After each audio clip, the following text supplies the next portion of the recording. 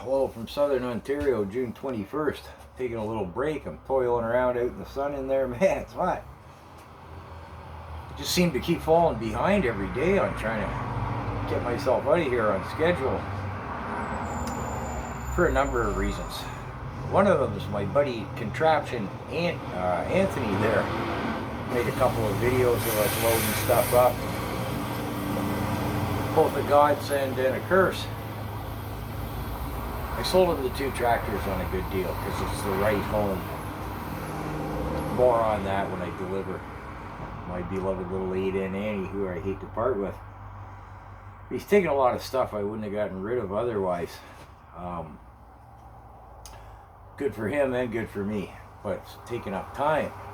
Now, I mentioned too in the last video in reference to him, strong like bull, smart like streetcar.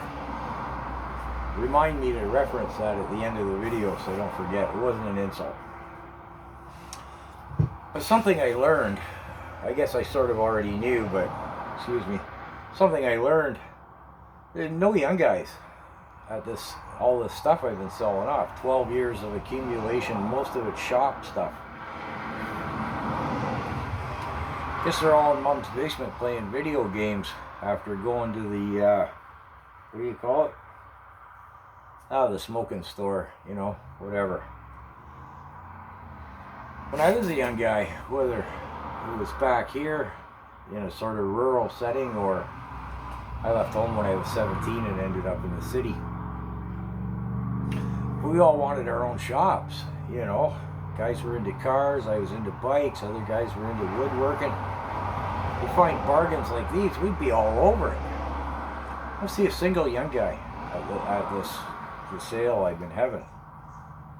Older guys come in and they're like, oh, wait a minute, you know, and they're like, oh, what have I got in my wallet? And, let me check my Tim Hortons coffee change jar. And some of them, you know, do you take an e-transfer? Whatever, I'd rather it went somewhere for $1 rather than in the scrap bin, right? No young guys. No young guys at all.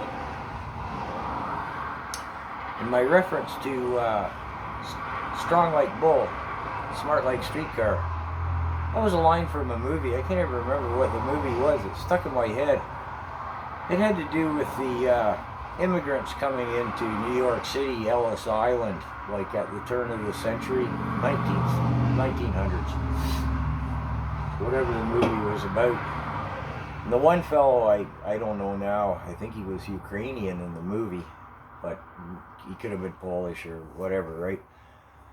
And he's looking for a job, right? He's got off the boat, he's all alone, and he's hardly any English, and he's like, you hire me, I'm strong like bull, smart like streetcar. So that was my reference to Anthony, because it's a shame we didn't have somebody to film what we were doing last night, trying to wrestle that stuff on.